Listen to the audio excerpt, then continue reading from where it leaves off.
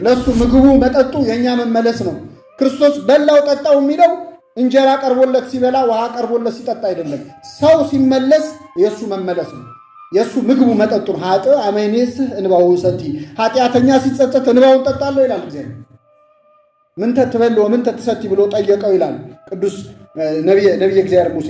ምን ትበላለህ ምን ትጠጣለህ? ኃጢአተኛ ሲጸጸት እንባውን ጠጣለሁ ይላል። የኛ መመለስ ለሱ ምግቡ መጠጡ ነው። ሳምራይቷን ሴት ካስተማረ በኋላ ምግብ ሊያመጡለት ሄደው የነበሩት ሐዋርያት ሲመጡ የሚበላ እናቅርብልህ ሲሉት አይ ይቅርብኝ አልበላም አላቸው። ሰው አምጥቶለት ይሆናል ብለው አሰቡ። ክርስቶስ ግን የኔ ምግብ መጠጤ የላከኝን ፈቃድ ምንል ዘንድ ነው ፈጽም ዘንድ ነው። ሰው ቃለ እግዚአብሔር ልቡን ሲሞላው ቢሰድቡት ራሱ አይሰማው። ምናልባት እንደው በሆዱ አንጀቷ እያረረ እንደው ክርስቶስ ፊት ላለመሳደብ ቆይ እሱ ሲሄድ ሰድባታለሁ ብላ አስበው ይሆን? አይደለም። አባ ሕርያቆስ ናጥሪ እንከ አርምሞ ትዕግስተ ከመ ማርያም። እንግዲህ እንደ ማርያም አርምሞንና ትዕግስትን ገንዘብ እናድርግ። አርምሞ የአፍ ነው፣ ትዕግስት የልብ ነው። አፏ ብቻ አይደለም ዝም ያለው ልቧም ጭምር ዝም ብሎ ነበር። ምንድን ነው ልቧን ጸጥ ያደረገው? የማንን ቃል እየሰማች ስለሆነ። ቃለ እግዚአብሔር ውስጥ ሲገባ ቢሰድቡ አይሰማ። እግርህን ጦር እየወጋ ሌላ ዓለም ላይ ነህ እንደ ቅዱስ ያሬድ። ይሄ ደግሞ ከቤተ ክርስቲያን ወጥቶ ጨርሶ ሊጠፋ መንገድ የጀመረ ሰዋል። መንገድ ላይ እየተለቀሰለት ያለ አይ እሱማ እኮ ተበላሸ እየተባለ ያለ ወደ ኃጢአት፣ ወደ ሱስ፣ ወደ ዝሙት፣ ወደ አመንዝራነት፣ ወደ ክደት መንገድ የጀመረ ሰዋል። እናቱ ከኋላ ተከትለው ታለቅስ ነበር የተባለችው ቅድስት ቤተ ክርስቲያን ነች። አረ ልጅ የተመለስ እያለች ከቤተ ክርስቲያን ስንወጣ ቤተ ክርስቲያን እያለቀሰች ትከተለናለች። ክርስቶስ ከመንገድ አስቁሞ አስነሳው። ሊወጡ መንገድ የጀመሩትን በቸርነቱ እንደዚህ ይመልሳቸው።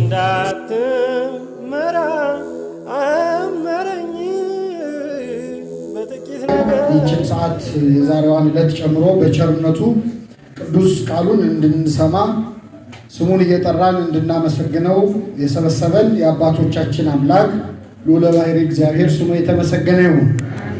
እግዚአብሔር አምላካችን በቀሪው ሰዓት ከመካከላችን ሆኖ እንዲያስተምረን፣ እንዲመክረን፣ ምስጢሩን ጥበቡን እንዲገልጥልን የእርሱ ቅዱስ ፈቃድ ይሁንልን።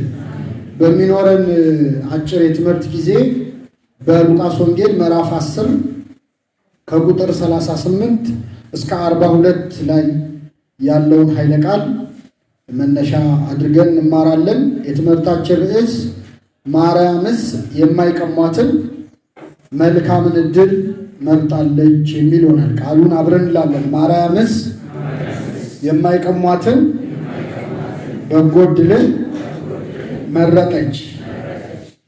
ከዚህም በኋላ ሄደው ወደ አንዲት መንደር ገቡ።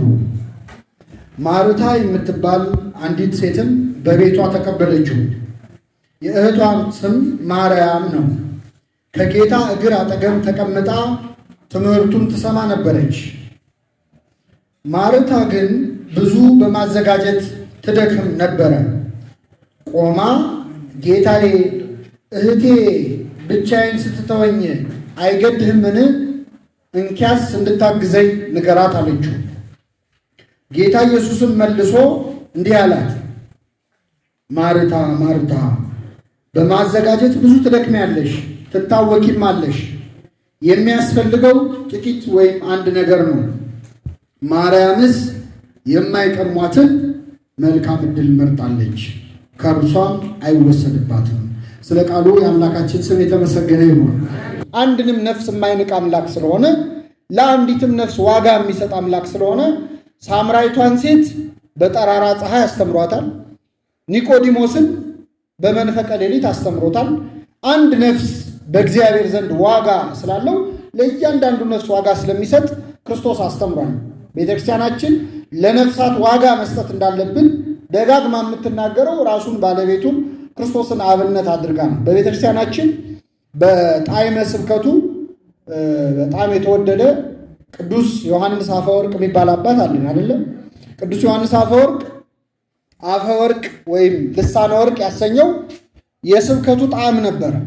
ቅዱስ ዮሐንስ አፈወርቅ በሚያስተምርበት ዘመን በጣም ብዙ ምዕመናን በትምህርቱ ጣዕም ተስበው በቁጥር በጣም ብዙ ሆነው ይገኙ ነበር በጉባኤ ላይ። ቅዱስ ዮሐንስ አፈወርቅም ያስተምር ነበር። አንድ ቀን ግን ምን ተከሰተ መሰላችሁ?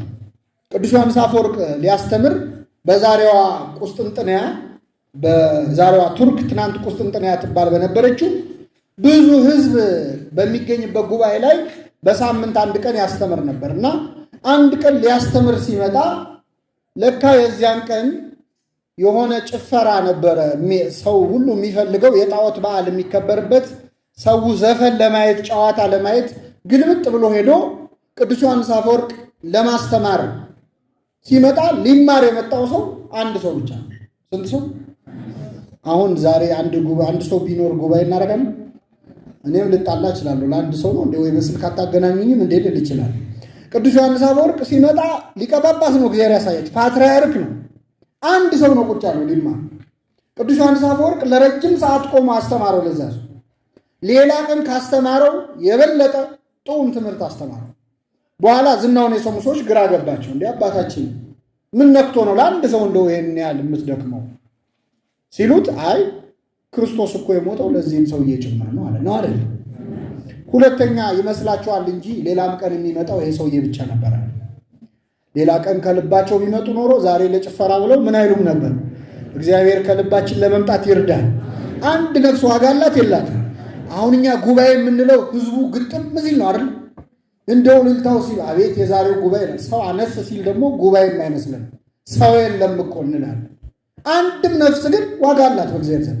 ክርስቶስ ለአንድ ነፍስ ዋጋ ይሰጣል። አሁን በጠቀስኩላችሁ በሉቃስ ምዕራፍ 10 ላይ አንድ ቤተሰብ ለማስተማር ነው ክርስቶስ እስከ ቢታንያ ድረስ ሄደው። አምላካችን ሊያስተምር በዚያ ቤት ገባ። ሲገባ እህትማማቾች ማርያምና ማርታ የተባሉ እህትማማቾች ነበሩ። እነዚህ እህትማማቾች ክርስቶስ ከቤታቸው ሲመጣ መስተንግዶ ሊያደርጉ የሞከሩት ጥሩ መስሎ በታያቸው መንገድ ነው። ማርያም ከክርስቶስ እግር ስር ቁጭ ብላ ቃሉን ምንትን ነበር ትማር ነበር።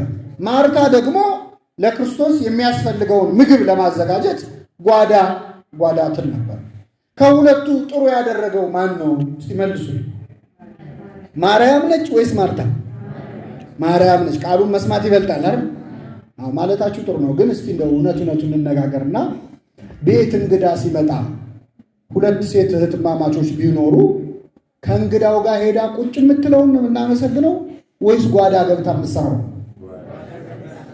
እንደውም ከእንግዳ ጋር የምትቀመጠው በጣም ነው የምትወቀሰው አይደል እንዴ? አንቺ እንግዳ ሲመጣ እየጠበቅሽ ቁጭ የምትይው ነገር አለ ከሰው ጋር ነይ ስሪ እንጂ ይባላል። በተለምዶ የምንወቅሰው የምትሰራውን አይደለም። ማን ነው የምትቀመጠውን አይደለም፣ የምትሰራውን ነው የምናመሰግነው፣ ከፍ እናደርገው። ታዲያ ለምንድን ነው አሁን ማርያምን የምናመሰግናት?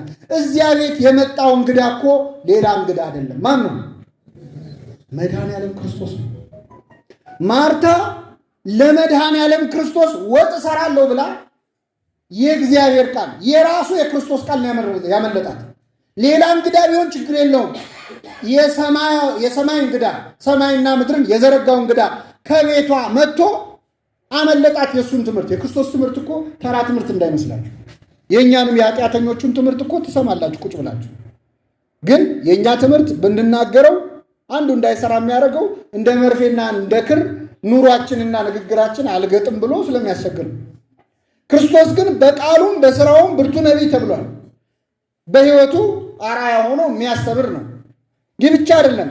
የክርስቶስ ቃል ማለት የራሱ የእግዚአብሔር ቃል ነው። ሙሴ በሲና ተራራ የሰማው ቃል፣ ነቢያቱ የሰሙት ቃል፣ የተገለጠላቸው ቃል ቤቷ ድረስ መጥቶ ሲናገር የመስማት ዕድል አግኝቷት፣ ማርታ ግን ወጥ እየሰራች ነበር። እየሰማችሁ ነው? ቅዱስ ኤፍሬም ሶርያዊ ማርታ ምግብን ለፈጠረው አምላክ ምግብ ልትሰራ ጓዳ ገባችለን። ምግብን የፈጠረው ማን ነው? እግዚአብሔር። ለሱ ምግቡ መጠጡ የእኛ መመለስ ነው። ክርስቶስ በላው ጠጣው የሚለው እንጀራ ቀርቦለት ሲበላ ውሃ ቀርቦለት ሲጠጣ አይደለም። ሰው ሲመለስ የእሱ መመለስ ነው። የእሱ ምግቡ መጠጡ ነው። ሀጥ አመኔስህ እንባው ሰቲ፣ ኃጢአተኛ ሲጸጸት እንባውን ጠጣለሁ ይላል እግዚአብሔር።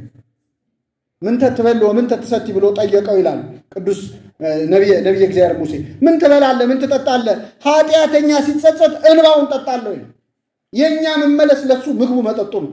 ሳምራዊቷን ሴት ካስተማረ በኋላ ምግብ ሊያመጡለት ሄደው የነበሩት ሐዋርያት ሲመጡ የሚበላ እናቅርብልህ ሲሉት አይ ይቅርብኝ አልበላም አላቸው። ሰው አምጥቶለት ይሆናል ብለው አሰቡ። ክርስቶስ ግን የኔ ምግብ መጠጤ የላከኝን ፈቃድ ምን ል ዘንድ ነው? ፈጽም ዘንድ ነው። ስለዚህ ክርስቶስ ቁጭ ብላ ብትማር ነበረ ምግብ የሚሆነው ለሱ። አላወቀችም። ማርታ ጓዳ ገብታ ወጥ እየሰራች ነበር። እንግዲህ እኔ ዝም ብዬ ሳስበው ቃሉ አይልም፣ ግን ብዙ ድስት የጣደች አይመስላችሁ?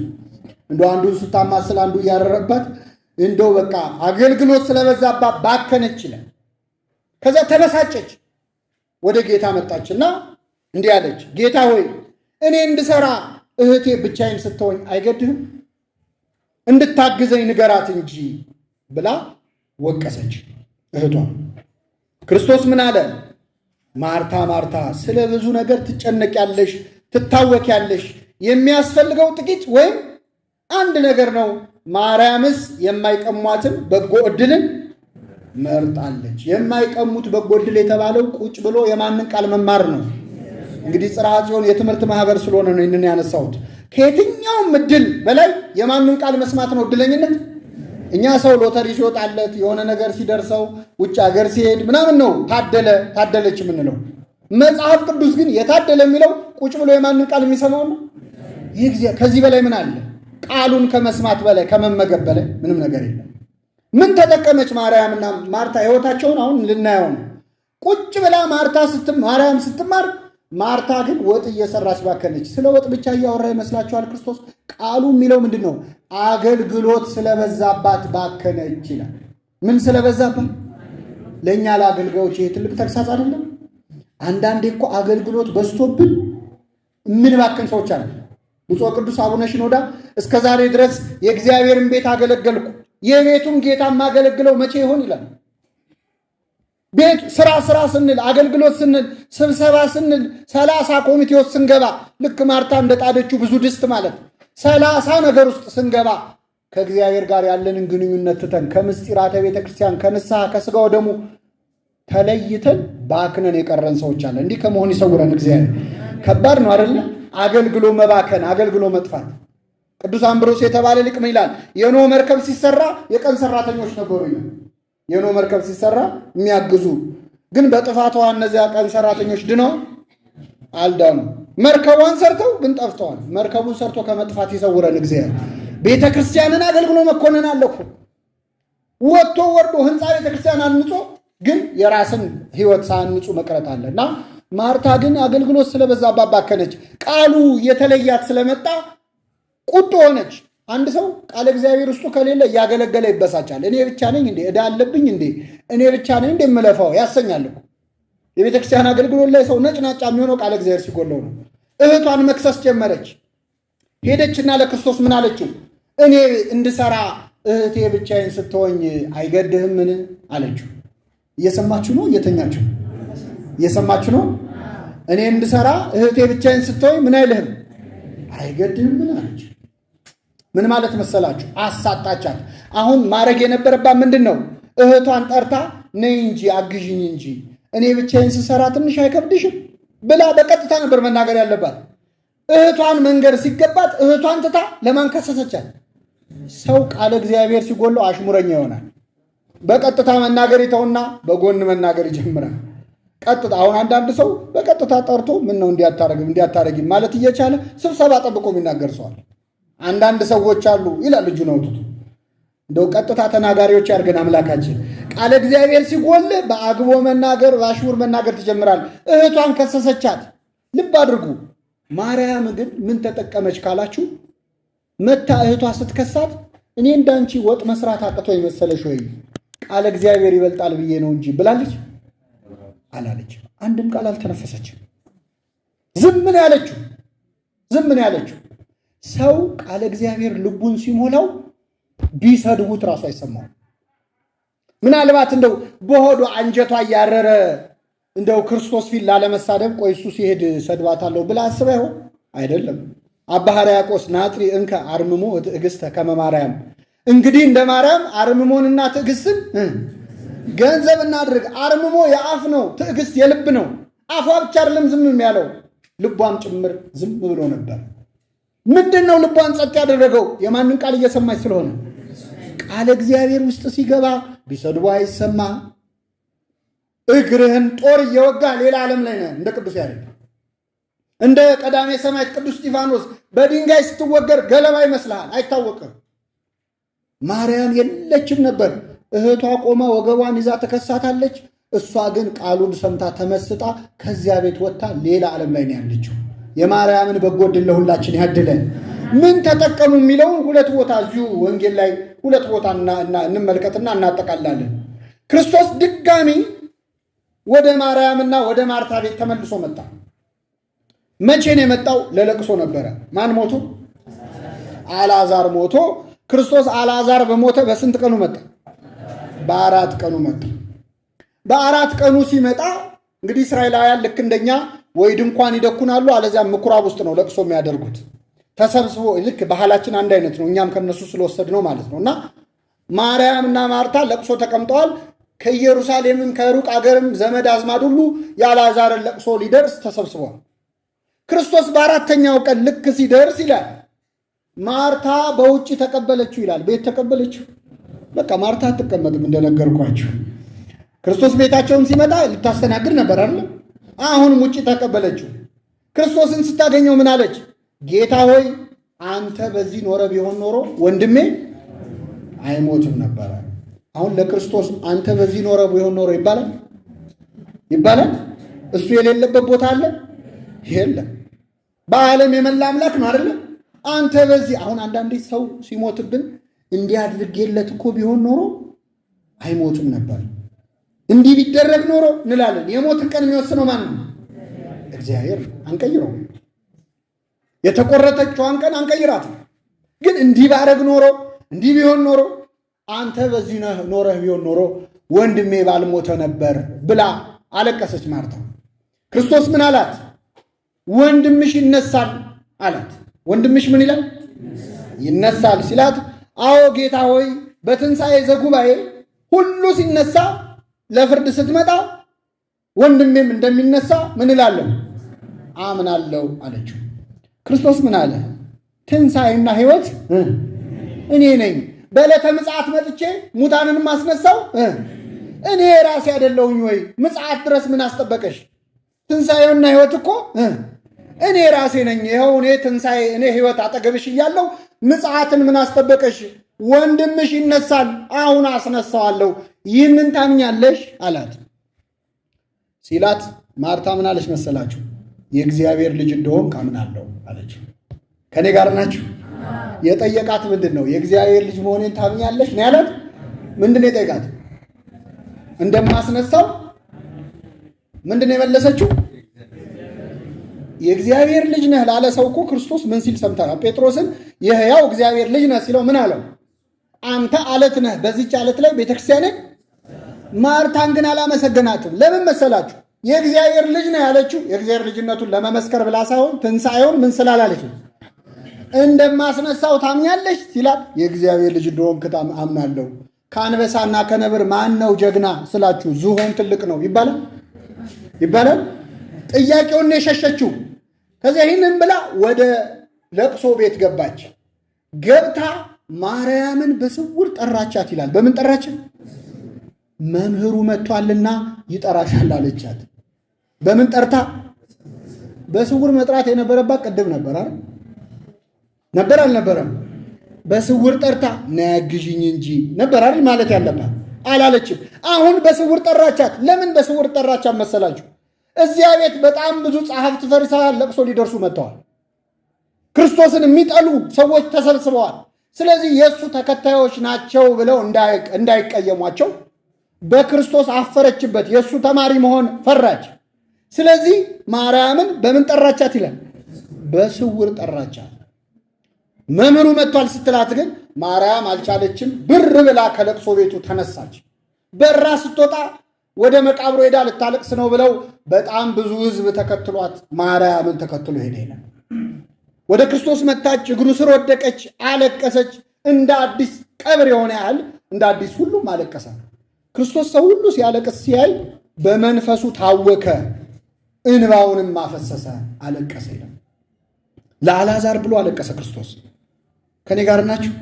አሁን ክርስቶስ አልዓዛርን ከጥቂት ደቂቃ በኋላ ከሞት ያስነሳዋል? ያስነሳው? እንደሚያስነሳው እያወቀ ግን ምን አለ? አለቀሰ። ቤተክርስቲያናችን ሰው ሲሞትባቸው አታልቅሱ አትልም። እናለቅሳለን። እንኳን እኛ የማናስነሳው ደካሞቹ ቀርቶ ማስነሳት የሚቻለው ክርስቶስ ራሱ ምን ብሏል? አልቅሷል። አለቀሰ፣ እንባውን አፈሰሰ። እንባውን ሲያፈስ ሲያዩ እንዴት ይወደው ነበር ብለው ራሳቸውን ነቀነቁ አይሁድ። እንዴት ይወደው ነበር፣ ደሙን ሲያፈስ ግን እንዴት ወደደን ብለዋል አላሉ። እንባውን ሲያፈስ ግን አደነቁ አይሁድ። የአይሁድ ነገር አስገራሚ ነው። ክርስቶስ ወዴት ቀበራችሁት አለ። ሊያስነሳው ፈለገ። ወዴት ቀበራችሁት ሲል ማርታ ካፉ ነጥቃ ጌታ ሆይ ከተቀበረ 4 ቀን ሆኖታል፣ ይሸታል አለችው። እየተከተላችኋትን ነው ማርታን። ቃለ እግዚአብሔር የጎደለው ሰው ይሸታል የሚል ቃል ካፉ አይጠፋም። ክርስቶስ ሊያስነሳው ያለውን ሰው ይሸታል ትላለች። ብታም የእግዚአብሔርን ክብር እንድታይ አልነገርኩሽምን ብሎ ገሰጻት። ክርስቶስ ይሸታል ማለት ምን መሰላችሁ? ክርስቶስ በመዋዕለ ሥጋዌው ሙት ብዙ አስነስቷል ማለት በተለይ በዕለተ ዓርብ አስነስቷል። በአደባባይ ግን ያስነሳቸው 3 ሙታንን ነው። ስንት ሙታን? የመጀመሪያ ወለተ ኢያኢሮስ የኢያኢሮስን ልጅ ነው ያስነሳው። ቤት ድረስ ገብቶ ቤት ውስጥ በተኛችበት በሞተችበት ገብቶ ከሞት አስነሳት። ሁለተኛ የአንዲት መበለት ልጅ ታዳጊ ልጅ ገና በ10ዎቹ ዕድሜ ያለ ልጅ ሞቶ ሊቀብሩ ተሸክመው ሲሄዱ መንገድ ላይ ሰው እያለቀሰ እናቱ ከኋላ እየተከተለች ስታለቅስ ክርስቶስ ከመንገድ አስቁሞ የሞተውን ልጅ አስነሳው። እያለቀሰ የመጣው ሕዝብ እየዘመረ ተመለሰ። ስሙ የተመሰገነ ይሁን። 3ኛ ያስነሳው መቼ ነው? በስንት ቀኑ? በ4 ቀኑ። አሁን ክርስቶስ ሙታንን መርጦ በዚህ መንገድ ያስነሳበት መንገድ ለእኛ ለኃጢአተኞቹ መጽናኛ ነው። ምዕመናን፣ ሞት የሚባለው የሥጋ ሞት አይደለም። እስመ ሞታ ለነፍስ ርሂቅም እግዚአብሔር። የነፍስ ሞት ኃጢአት ነው። ምዕመናን፣ ከእግዚአብሔር መራቅ ነው። እኛ እያንዳንዳችን በኃጢአት እንሞታለን። በንስሐ ያስነሳናል እግዚአብሔር፣ ሁላችንን ያስነሳል። ስለዚህ አሟሟታችን እንዴት ነው? የመጀመሪያዋን ልጅ ያስነሳት የት ድረስ ገብቶ ነው አልኳቸው? ቤት ውስጥ በሞተችበት ማለት ቤተ ክርስቲያን ውስጥ ሆነን የሞትን ሰዎች አለን የለንም? አለን። እያስቀደስን እያወደስን እያገለገልን እየዘመርን ቤት ውስጥ ነን፣ ግን ሞተናል። ስም አለህ ሞተህማል ይላል ዮሐንስ ራእይ። ክርስቲያን ተብለናል፣ ግን ሞተናል። ቤት ውስጥ ሆነን ቤተ ክርስቲያን ውስጥ ሆነን የሞትነውን ሰዎች በቸርነቱ ከኃጢአታችን ያስነሳል። ሁለተኛ ሊቀብሩ ይዘውት እየወጡ አይደለ? ይሄ ደግሞ ከቤተ ክርስቲያን ወጥቶ ጨርሶ ሊጠፋ መንገድ የጀመረ ሰዋል። መንገድ ላይ እየተለቀሰለት ያለ አይ እሱማ እኮ ተበላሸ እየተባለ ያለ ወደ ኃጢአት፣ ወደ ሱስ፣ ወደ ዝሙት፣ ወደ አመንዝራነት፣ ወደ ክደት መንገድ የጀመረ ሰዋል። እናቱ ከኋላ ተከትለው ታለቅስ ነበር የተባለችው ቅድስት ቤተ ክርስቲያን ነች። አረ ልጅ የተመለስ እያለች ከቤተ ክርስቲያን ስንወጣ ቤተ ክርስቲያን እያለቀሰች ትከተለናለች። ክርስቶስ ከመንገድ አስቁሞ አስነሳው። ሊወጡ መንገድ የጀመሩትን በቸርነቱ እንደዚህ ይመልሳቸው። 3ኛው ስንት ቀን የሆነው? ይሄ ደግሞ ኃጢአት ተቆጣጥሮት ከሞተ ቆይቶ የሸተተ የተበላሸ ተስፋ የሌለው ኃጢአተኛ የሚባል አለ በሰው አይን ማለት 4 ቀን የሆነው የፈረሰ የበሰበሰ ክርስቶስ መቃብሩን ክፈቱት አለ። ማርታ ይሸትሃል አለች። ክርስቶስ በጣም ኃጢአተኛን ሰው ሊቀበል ሲፈልግ ይሸትሃል የሚሉ ሰዎች አሉ። ይሸትሃል ማለት ምን መሰላችሁ? አንዳንድ ሰው አሁን ሰካራም የሆነ ዘማዊ የሆነ ኃጢአተኛ የሆነ ሰው ወደ ቤተክርስቲያን ሲመጣ አይ ይሄ እኮ ለመንፈሳዊ ነገር አይሆንም፣ አለባበሱ ጥሩ አይደለም፣ አነጋገሩ ጥሩ አይደለም የሚሉ አሉ። ይሸትሃል ማለት ይሄ ሰው የቱንም ያህል በኃጢአት ቢሸት ለክርስቶስ ይሸትሃል? አይሸትም። የእግዚአብሔርን ክብር ታያለች። ዝም በላት። አልዓዛር ውጣ ብሎ ጠራው። ማን ብሎ ጠራው? አልዓዛር። ሰው ከሞተ በኋላ በሱ የሚጠራው ሬሳው ወጣ ነው አይደል የሚባለው? ትንሽ የተማረ ሰው አስከሬን ይላል፣ ግን ዞሮ በሱም አንጠራውም። የምንወደው አባዬ እማዬ እንኳን አንለውም። እግዚአብሔር ያሳያቸው። በሞተ በጥቂት ደቂቃ ውስጥ ኮንፈራዋለን አይደል? ሬሳው ይባላል። ኧረ ብቻዬን እኔ ከሱ ጋር አልሆንም ይባል። ክርስቶስ ግን አልዓዛር ብሎ ጠራው፣ ሬሳው አላለው። ሌላውን ሰው ሌላው ብሎ አይጠራውም፣ በስሙ ነው የሚጠራው። ዘማዊውን ዘማዊው አይለውም፣ በስሙ ነው የሚጠራው። ሰዎች ሬሳ ሲሉ በኃጢአት ሲጠሩ፣ ክርስቶስ ግን በስም ይጠራል። ሁላችንም በቸርነቱ ይጥራል። አልዓዛር ወጣ። ይገርማቸዋል። ከነመግነዙ ተጠምጥሞ ወጣ። ፍቱለት፣ ፍቱትና ሂድ አለ። እኛንም በኃጢአት ተገንዘን ስንወጣ አባቶቻችንን ካህናትን ፍቱት ይላቸዋል። ከኃጢአት ማሰሪያ ማን ይፍታ ይላል? ሁላችንን ይፍታን፣ ፍቱታል። የሚገርማችሁ እዚህ ላይ የሰው ነገር የሚገርማችሁ አልዓዛር ልክ ከተፈታለት በኋላ መግነዙ ሰዎች ሄዱና ደገፉት ይላል እንዳያዞረው። እየሰማችሁ ክርስቶስ ከሞት አስነስቶት ምናልባት እንደው አዙሮ ቢደፋውስ ብሎ ያዙት። ይሄ ማለት ምን መሰላችሁ? ከኃጢአት በንስሐ ከተመለስክም በኋላ ሰዎች አያምኑህም፣ ሊይዙ ሊደግፉ። የሰው ድጋፍ አያስፈልግም። ማን ቢደግፈን ይሻላል? ተዉት አለ ክርስቶስ። ተዉት፣ ከሞት ካስነሳሁት በኋላ ኃይል ሰጥቼዋለሁ፣ ስለዚህ ተዉታል። አልዓዛርናስ የመጨረሻው ማርያምና ማርታን የምታገኟቸው እዚሁ ዮሐንስ ወንጌል ምዕራፍ 12 ላይ ክርስቶስ ለሶስተኛ ጊዜ ቢታንያ መጣ። ለስንተኛ ጊዜ የመጣው? ግን እነ ማርያምና እነ ማርታ ጋር አይደለም። መጀመሪያ ቤታቸው ተስተናገደ። ሁለተኛ ለቅሶ ሊደርስ መጥቶ አስነስቶ ተመለሰ። ሶስተኛ ግን የነሱ ጎረቤት የሆነ ስምዖን የተባለ ለምጻም ሰው ኃጢአተኛ ሰው ቤት ተጋብዞ ክርስቶስ ተገኘ። በዚያን ቀን ብዙ ስራ ሰርቷል። ብዙ ኃጢአተኞችን ተቀብሏል። ባለ ሽቶዋ ማርያም የምትባላለች አይደለ? ማርያምን ተእፍረት እግሩ ስር ሽቶ አፍሳ አልቅሳ ንስሐ ገብታ ድናለች። እዚያ ቤት ውስጥ ይገርማችኋል፣ ማርታም ነበረች። ምን እያደረገች ነበር ካላችሁ፣ እያስተናገደች ነበር። እያስተናገደች ዝም ብሎ ማስተናገድ የሚወድ ሰው አለ አይደለ?